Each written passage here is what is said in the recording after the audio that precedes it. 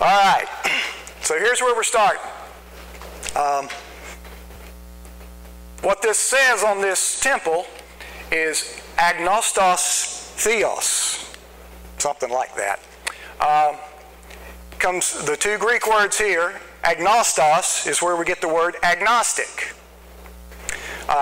which is not atheist, because the word atheist comes from the second word, theos, which means God, with a in front of it, which means not or no.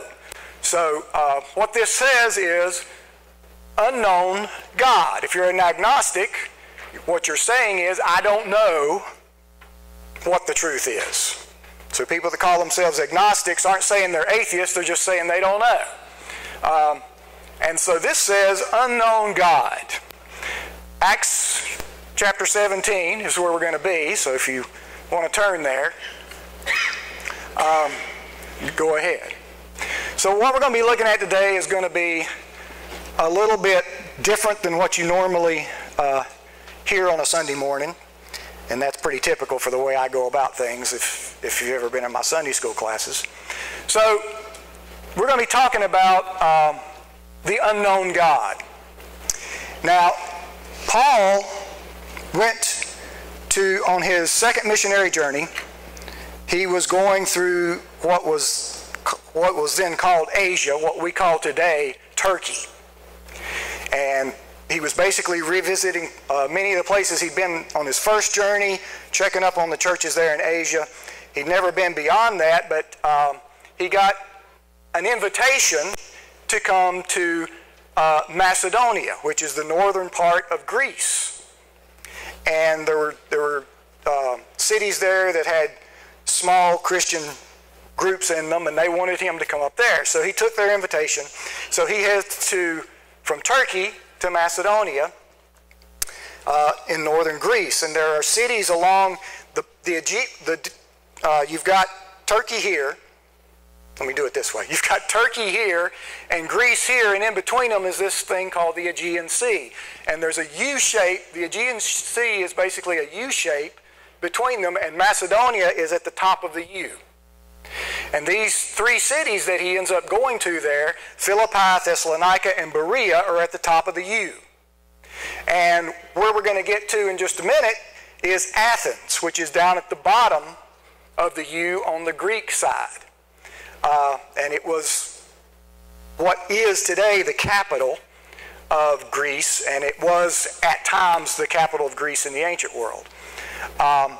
So that's setting the stage for where he's at. Now, when he gets to Athens, he's going to be walking around looking at all the things in Athens. Athens was a philosophical center of the world even then, although it had lost a lot of its luster since it had been taken over by Rome. It had lost a lot of its population, and it would because before Rome ruled the world, Greece ruled the world, the known world.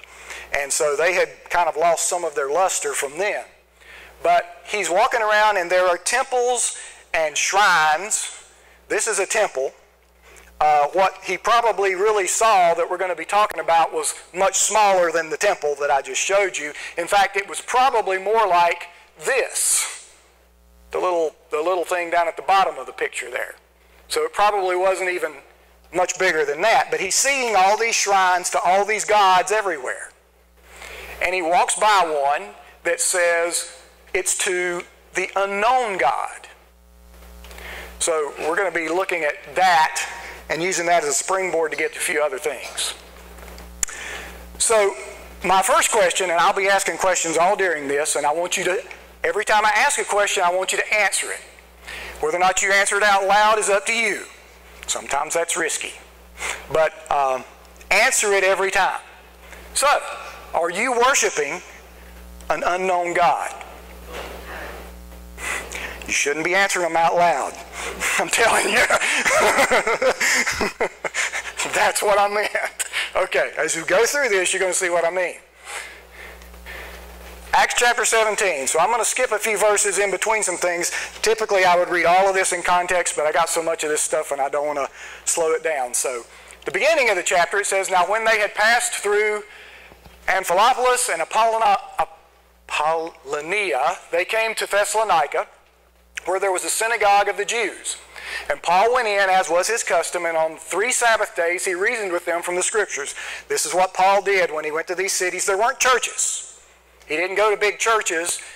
He went to big synagogues, and they weren't really all that large, but he would go to the synagogue. That's where he could talk to people who would understand what he was talking about, and he could witness to them. He couldn't really go to the Greek centers, to the Roman centers of worship, quote unquote, because they wouldn't have a clue what he was talking about. And that's where this really is going anyway, so just stay with me here. Verse 5, but the Jews there in Thessalonica were jealous. And taking some wicked men of the rabble, they formed a mob, set the city in an uproar, and attacked the house of Jason, seeking to bring them out to the crowd. And when they could not find them, they dragged Jason and some of the brothers before the city authorities, shouting, "These men who have turned the world upside down have come here also." So they had heard about how Paul had gone from place to place to place and taken the Jewish world and turned it on its head with this thing called Christianity. And they were upset about it, and so they got the crowd together, they went after him, they wanted to get rid of Paul, toss him out on his head. So from that point, the brothers immediately sent Paul and Silas over to another village there, away by night to Berea. And when they arrived, they went into the Jewish synagogue, again doing the same thing, verse 13.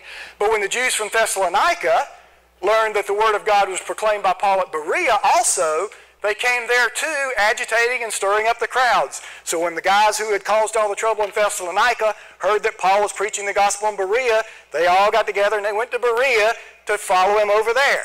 The goal being to shut Paul up. Now, if you're paying attention at all, this is our world today. If you don't have an argument, just yell really loud. Break stuff, cause problems. That's exactly what they were doing. They couldn't stand up to Paul in a religious argument, a philosophical argument, or the truth. And so instead, they caused trouble. They broke stuff and yelled a lot. So Paul was facing the same thing then that we see today. So then the brothers, immediately the brethren, set Paul off on his way to the sea. So they put him on a boat, sent him out to sea there in the Aegean Sea. But Silas and Timothy remained there. Those who conducted Paul brought him as far as Athens, and after receiving a command from Paul for Silas and Timothy to come to him as soon as possible, they departed. So that's how Paul ends up in Athens. This is what Athens roughly looked like about 50 years after what we're talking about.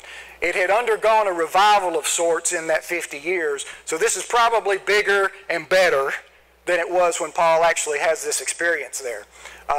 One of the Roman emperors, Hadrian, started a building project here and kind of cleaned the city up. But this is roughly what it looked like. Now, if any of you are geographic purists kind of like me, I want you to know going into this that this is upside down. North is south and south is north. But as we look at this, kind of get a feel for what's going on here. Now, there are 3 major places that you need to know about. One is the agora, which is a Greek word for marketplace. So Paul's going to be going to the marketplace and speaking to people in the marketplace. That's where he went to in Athens, which suggests that they didn't really have a very large synagogue, a very large Jewish population there. So he goes day to day in the marketplace speaking to people. This thing, which kind of sticks out, is something called the Acropolis. Anyone ever heard of the Acropolis of Athens? It's where the Parthenon is and a lot of other big buildings, and you're going to see some pictures here in just a second, that were temples to the various gods that the Greeks worshipped and the Romans. Just to set it up here, when the Romans took over the Greeks, they also took over their religion. And they changed all the names of the gods from Greek names to Latin names, Roman names, and that's really the only thing they did. So it just became the Roman religion at that point. And then there's this other little rocky place right here called the, and I misspelled that, but it's the Areopagus. And it was named the Areopagus. That's basically Greek for Ares, big rock. Ares was the god of war. And the way that it got its name was that there was a myth, there was a legend that Ares had stood trial on that rock among the other gods for having killed one of Poseidon's sons. And so that's how it got that name. But it became a big meeting place for philosophical debate, and it was also the people who ran the city in ancient times met there. And so the actual name of the council that ran Athens, and sometimes even more than Athens, was known as the Areopagus. So it was both the place and the council, which impacts some of what we're going to see here too. So keep those three places in mind. Now, I'm going to try to do something here in just a second to kind of give you an even better feel of how this looks. You can't really see it very well here, but that's a modern image of what's of what it looks like. So there's the Acropolis, there's the Areopagus, and down here's where the market was. And if I can make this work, yeah, this was always the problem. Okay, there we go. All right, so here we are, way over here, and here's where we're going. All right, so there you see the U that I was talking about right there. So here's what today is Turkey, but then they called it Asia, and a lot of the churches that Paul wrote to and you see in the epistles are right here in this area of Turkey, which was called Asia. So he got an invitation to come up here to Philippi and Thessalonica and then Berea. Then he got on a boat and he came down here and ended up in Athens. All right, so as we go down a little further. All right, so there's Athens. All right, so now we're going to switch over to, hold on, to here. And go down a little further here, and hopefully if I don't get lost, we will end up on the Acropolis. It's a lot harder to see. Here we go. All right.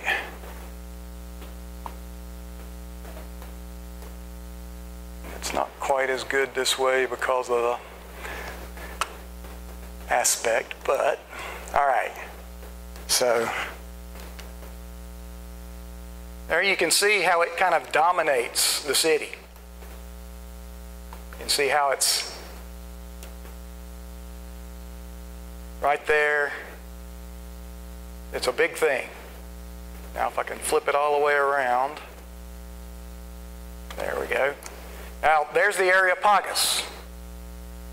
So it's a big rock, just not quite as high as the Acropolis. So the story we're going to be reading from here on out has Paul on top of this rock,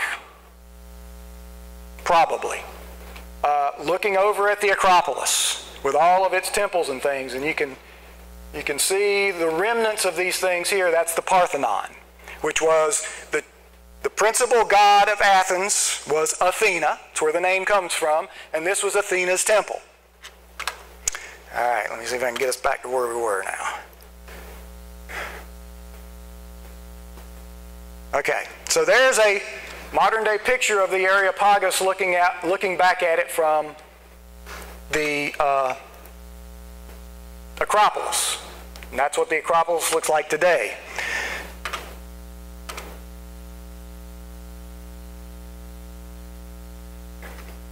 So that's one slide too far. Hold on. This is a representation of what they think it looked like when it was in Paul's time.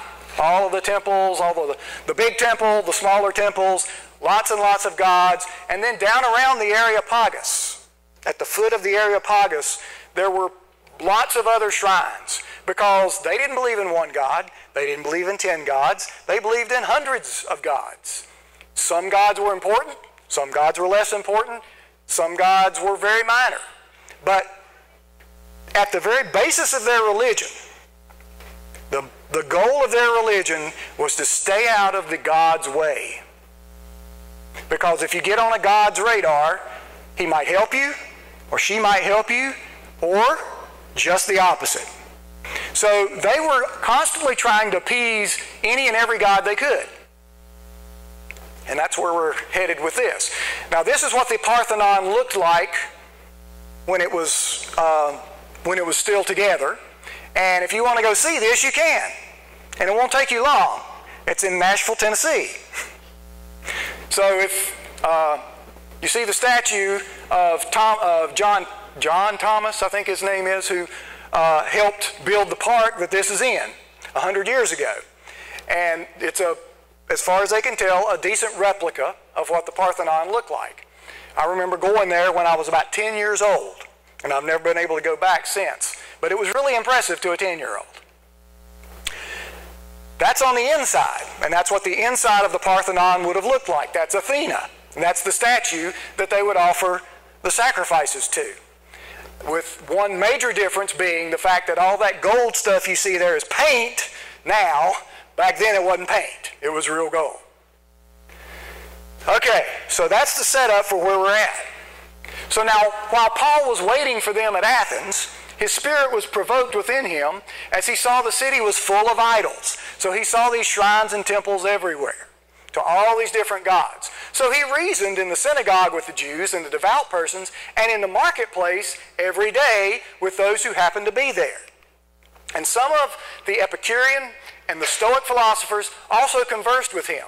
The Epicureans believed that you were at the mercy of the gods and the afterlife wasn't that important, so you should try to get as much out of life as you can. Now that didn't mean that they were hedonists and they advocated going around living a perverse life, but their idea was enjoy your life as best you can.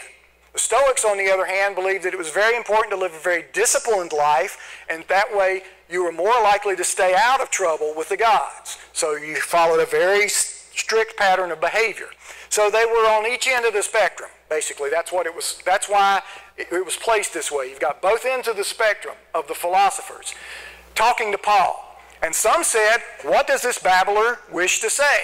And others said, he seems to be a preacher of foreign divinities because he was preaching Jesus and the resurrection. So if you can, and it's kind of hard to put yourself in the place of these Greek, Roman religious people, but they were trying to pacify a lot of gods with a lot of sacrifices in a lot of different ways and a lot of crazy ways all the time. And somebody preaching the kind of gospel that we're used to hearing, that was weird. Just plain weird to them. And so that's why they say he's a babbler, and he seems to be preaching some foreign divinity. So they were curious, but this was very strange stuff. So if you flip things around, if we had somebody come in here talking some kind of craziness, that's the situation they were in. So that's the position you got to put Paul into. So they took him and brought him to the Areopagus. So probably this means they took him to the rock, because that was where a discussion like this could take place amongst lots of the philosophers, lots of the advocates of the various divinities that they had. So they brought him there. But it also may mean that they brought the council together so the council could hear him. It could be either one. Saying, may we know what this new teaching is that you're presenting, for you bring some strange things to our ears. We wish to know, therefore, what these things mean. So to them, like I say, it was weird. Now, all the Athenians and the foreigners who lived there would spend their time in nothing except telling or hearing something new. Like I said, at one point especially, and even so at this point, Athens was a place people would go to discuss these things. It was a religious center. So that was one of the pastimes there, was learning about all the various religions and all the various divinities within their religion. Verse 22, so Paul, standing in the midst of the Areopagus, said, men of Athens, I perceive that in every way you are very religious.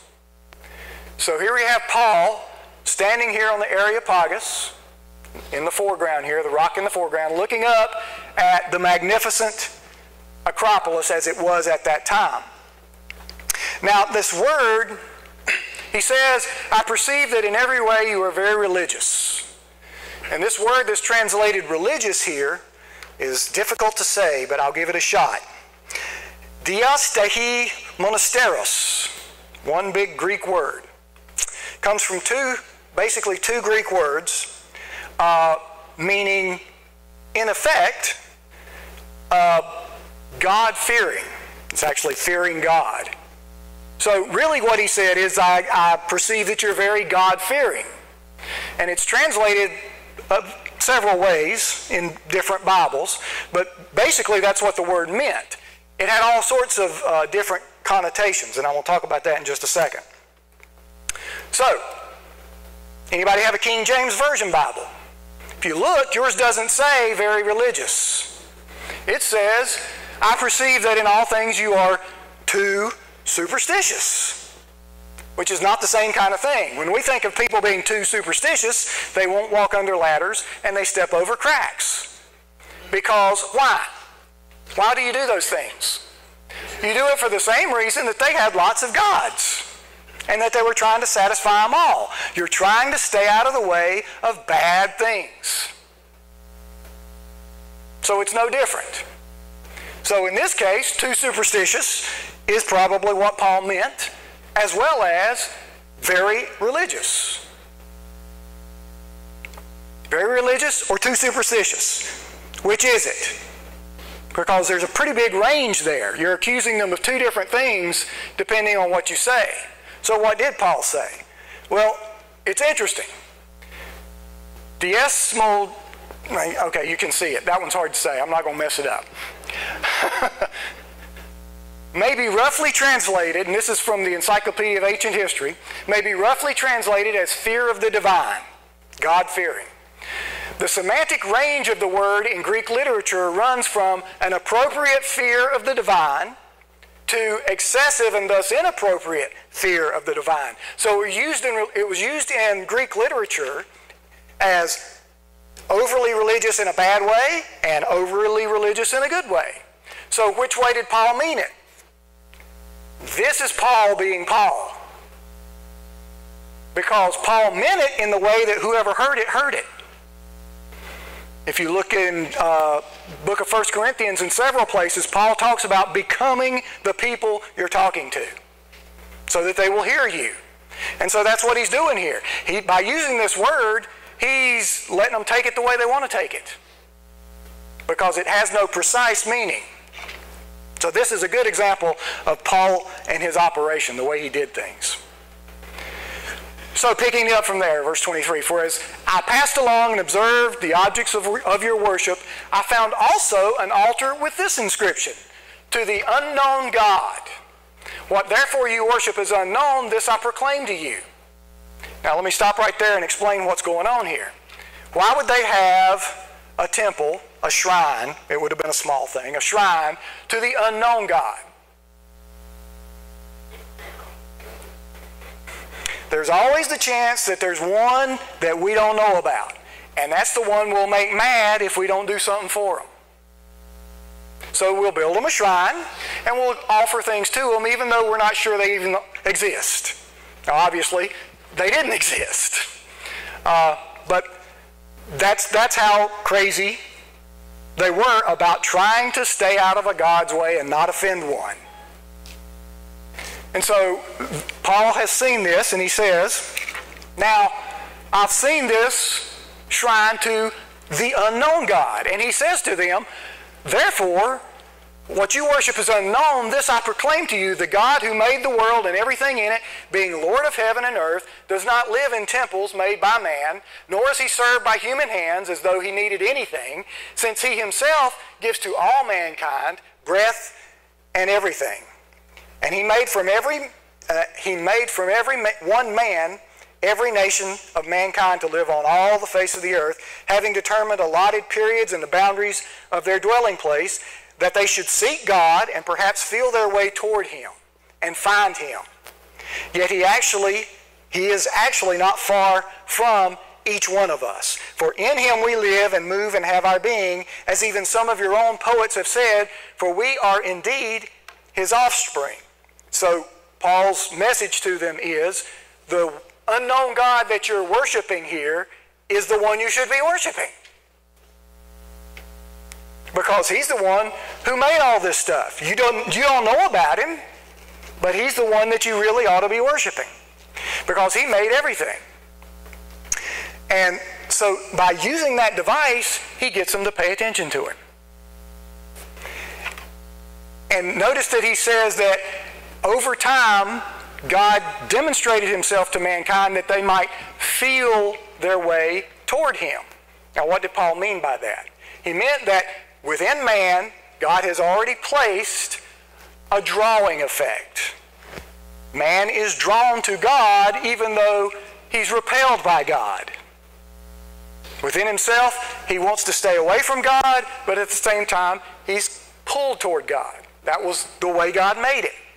And so over time, he says that perhaps man would feel their way toward God even in places that God's message wasn't coming. Now, if you read the Old Testament, where does it talk about the Jewish missionary message to the Italian peninsula or any other place in the world? Nowhere. So people that lived all over the world during the Old Testament period, they didn't know anything about Yahweh, Jehovah, the true God, unless it was something that God placed in them to be drawn toward him anyway. Because there wasn't a Bible for them to read or anything like that. And that's what Paul's talking about here. So, for in him we live and move and have our being, even as some of your own poets have said. So, the philosophy of the Greeks had already begun to turn, and through the Roman period, so that they understood that there was something in their religion that just didn't work. And they began to being pulled toward the truth, in effect. For we are indeed his offspring. Being then God's offspring, we ought not to think that the divine being is like silver or gold or stone, an image formed by the art and imagination of man, which is what they would worship in the temples. The times of ignorance in the past, God overlooked. But now, after the coming of Christ, he commands all people everywhere to repent. So what shall we say then? Well, that's not right. Okay, that's where it stops. Sorry. I got an extra slide in there that I shouldn't have. Okay, so here's the question. How great is our God? That's a song we sing, right? And Paul is challenging these Greeks to look at this unknown God that they're not worshiping. So I've asked the question, are you worshiping an unknown God? And I want you to think about that deeply and carefully. That's the whole point here. I'm already out of time. When we sing this song, what are we singing? How great is our God? Well, I know what's running through a lot of people's minds. And that is not really how great is our God, because that's an ambiguous word. That's kind of like the word we were just looking at. It can mean a lot of things. And this is the way we normally think about it. How really good is our God? Because we always think about how gracious our God is to us, what he gives us, what he takes care of us, all the good things he does. That's not what this means. And if you read the Bible where it talks about how great our God is, it's not talking about him in those terms. It's talking about him in a completely different way. This is what it really means. How inscrutable is our God. Now that doesn't sing very well at all. If we had to sing that, everybody would get tongue-tied. But this word actually is in the Bible in several places. So it's a word you need to know. How inscrutable is our God? So what is this word inscrutable? This is what it means. Incapable of being investigated, analyzed, or scrutinized. Impenetrable. Not easily understood, mysterious, unfathomable, and inscrutable. Smile as an example. Incapable of being seen through, physically impenetrable. So that's what inscrutable means. Basically it means, while we may think we know a lot about God, we don't know anything about God. He's impenetrable. We know what He's told us, and that's it. And if you have seen the various places in the Bible where God talks about Himself, He makes it very plain to us that that's the case. And yet, after several thousand years, we generally feel like we know everything there is to know about God. That's our downfall in many cases. Because we think just because we've got a very thick book that we have to know everything there is to know. And therefore we can predict and manipulate Him. Because the whole basis of the Greek and Roman religion was to manipulate the gods. That's what sacrifices were for. If you help this God out, He'll help you. You can manipulate Him. Make Him behave the way you want Him to behave. Well, generally speaking, that's how we treat God. We look for a way to make God do what we want Him to do. You look at people, the way people pray, and see that. Generally speaking, the goal of prayer is to try to manipulate God and make Him do what you want Him to do. Because what He wants to do may not be what I want to do. That's the whole point of prayer generally. That's not what prayer is supposed to be. So that's what inscrutable means. And here's some examples from the Scripture. Romans 11 is a good one, because we got there last week. Oh, the depth of the riches and wisdom and knowledge of God, how unsearchable are His judgments, and how inscrutable His ways. And then Paul quotes from the Old Testament in a couple of places. First, Isaiah 40:30. For who has known the mind of the Lord, or who has been His counselor? Job 41:11. Or who has given a gift to Him that He might be repaid? The point being, you can't give God a present and make Him like you. Now, why would that be? Verse 36. For from Him and through Him and to Him are all things, to Him be glory forever. Amen. Now, let me slow down and read that last part again. From Him, through Him, and to Him are all things. Okay. So what did God make? All things. Don't forget that. Isaiah 45. I am the Lord, and there is no other besides me. There is no God. I equip you, though you do not know me. He's talking to Israel at this point. That people may know from the rising of the sun and from the west that there is none besides me. I am the Lord. That's the word Jehovah, Yahweh. And there is no other. He makes it quite clear He is it. I form light. God created light. I create darkness. God created darkness. I make well-being or good. And create calamity. And I stopped and inserted this word evil, and if you have a King James Version, this is another one of those situations where King James Version actually put the right word here. That word, every other place you look in the whole Bible, is translated evil. But the translators get a little nervous when they have to put a verse in that says God created evil. So let me ask you, who created evil? God created evil. How else is it going to get here? If He made all things, He made evil too. Now that's a hard little thing to chew on right there. And I'm glad He put it in the Bible so that people wouldn't think I was crazy. I make well-being and I create calamity. It's actually the word evil everywhere else in the Old Testament. I am the Lord who does all these things. God does all these things. Shower all heavens from above, and let the clouds rain down righteousness. Let the earth open, and that salvation and righteousness may bear fruit. Let the earth cause them both to sprout. I, the Lord, have created it. Woe to him who strives with him who formed him. And this is something Paul uses in the book of Romans. A pot among earthen pots. Does the clay say to him who forms it, what are you making? Or your work has no handles. In other words, does the work criticize the maker? No matter what the maker does. Even if the maker decides to take the pot and throw it on the ground and break it into a million pieces. Whose pot was it? The pot in itself had nothing. And that's what God says here. Who are you to stand up and tell me I'm doing something wrong? All right, here's something I want you to think about. That is a map of the universe as we know it today. So let me describe to you what's going on here. Right in the center, according to scientists, is where the Big Bang happened. And so it's been expanding outward ever since. So you have this spherical expansion. All the light and energy in the universe, they've mapped it using microwaves, supposedly, and this is the result. But that's not what I want you to look at in this picture.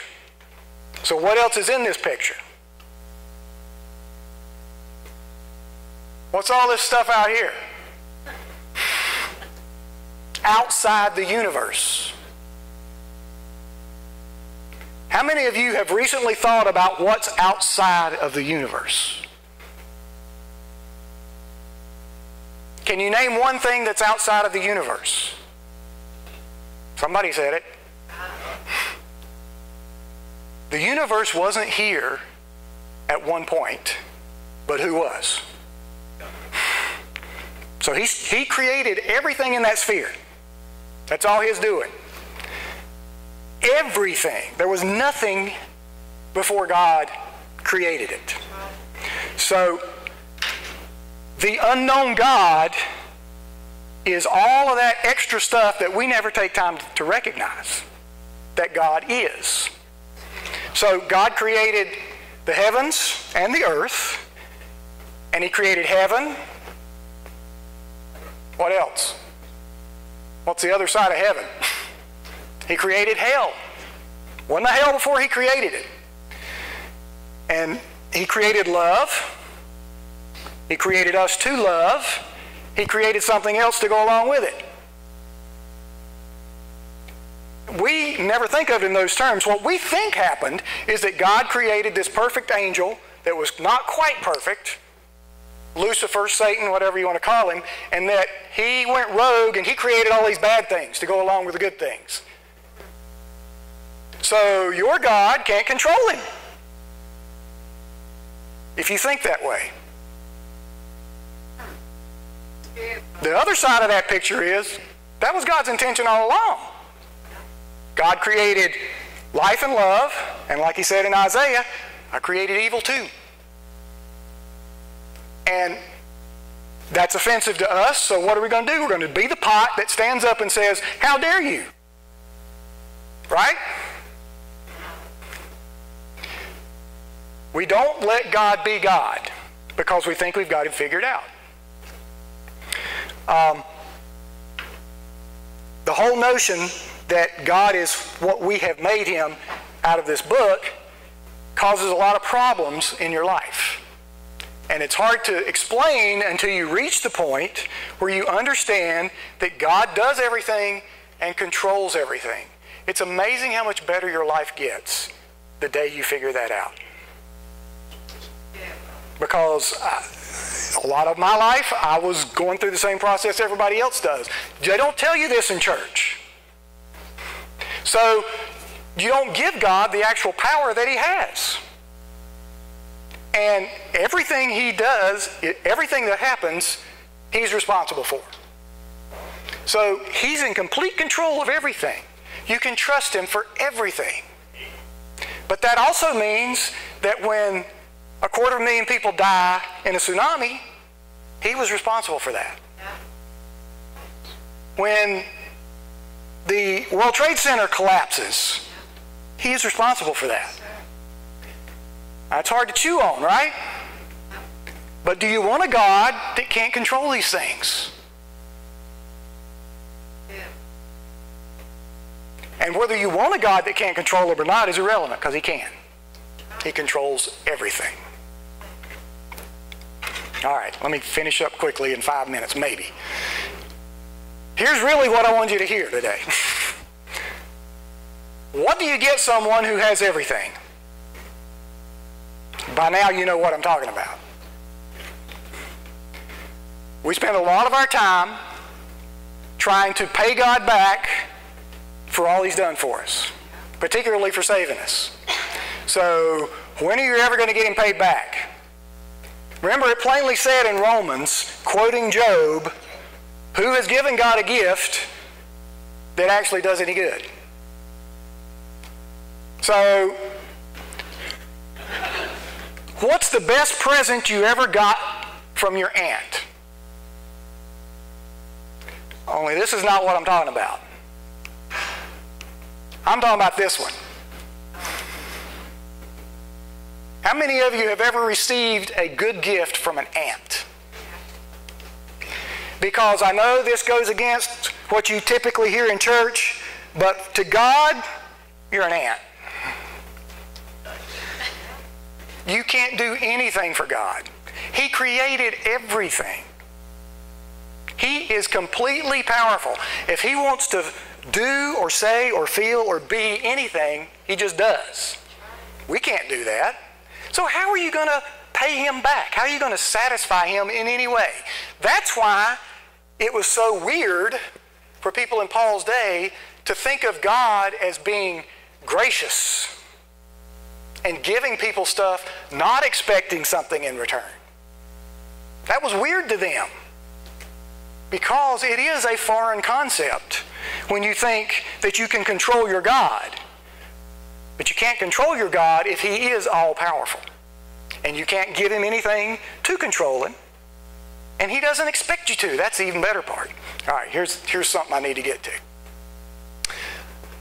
We are all as unclean, an unclean thing, and all our righteousnesses are filthy rags. You've heard this verse before. I put up the Net translation because they are bold enough to put the words in print. We are all like one who is unclean. All our so-called righteous acts are like a menstrual rag in your sight. So think of this as a present to God. What's in that box?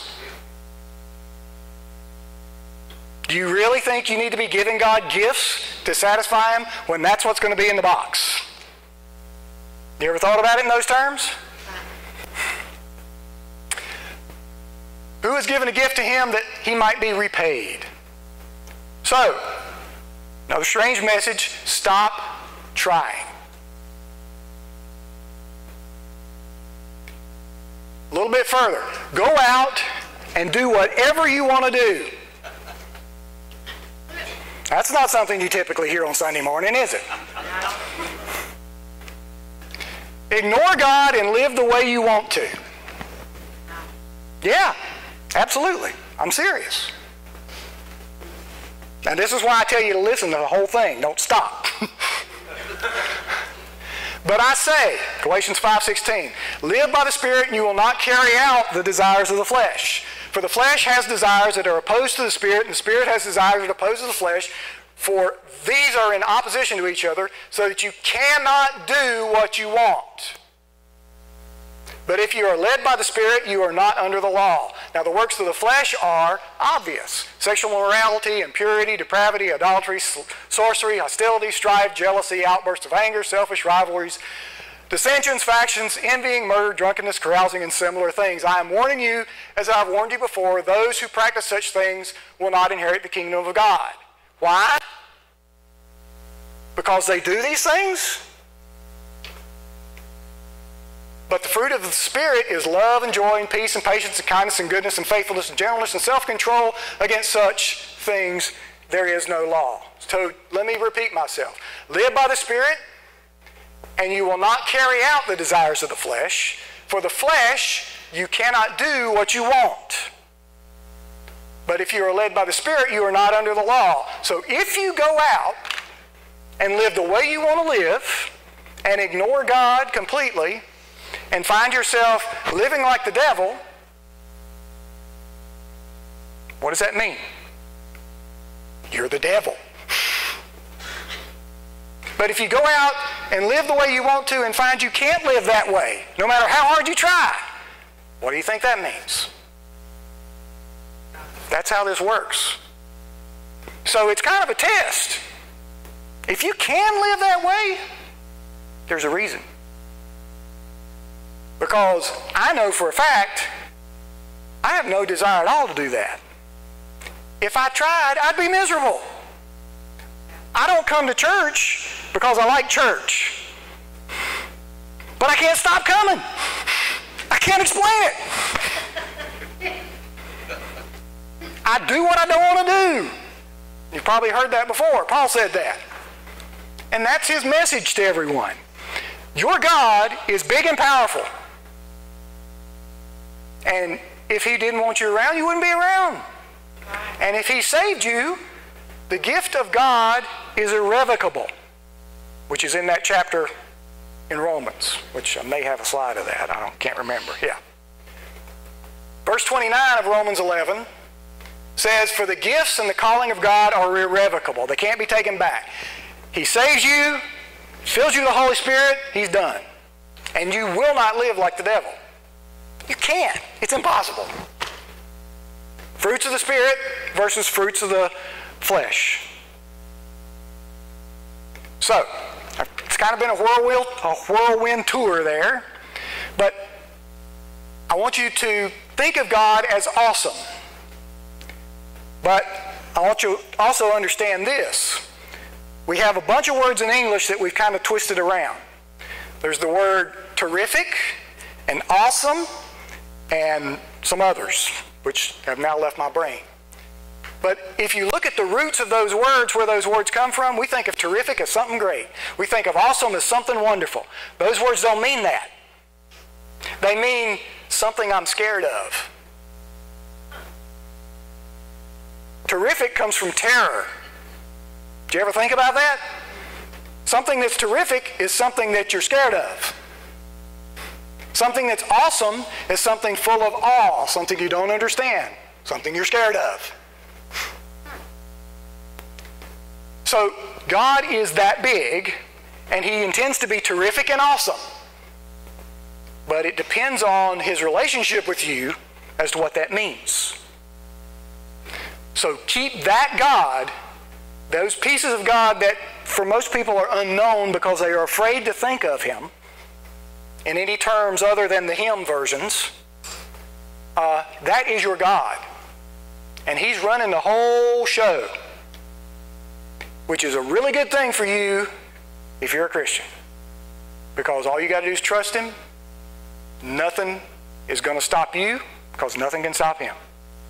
He's going to lead you in the path that he's put you on. All you got to do is trust him. And you're going to go down that path. I got to quit, but you're going to go down that path whether you want to or not. Because that's the path he's made. It's just how easy is that path going to be for you? That's up to you. If you trust God, realize that he's carrying you, there's not a thing you can do about it, your life gets much easier. You have to take my word for it until you do it.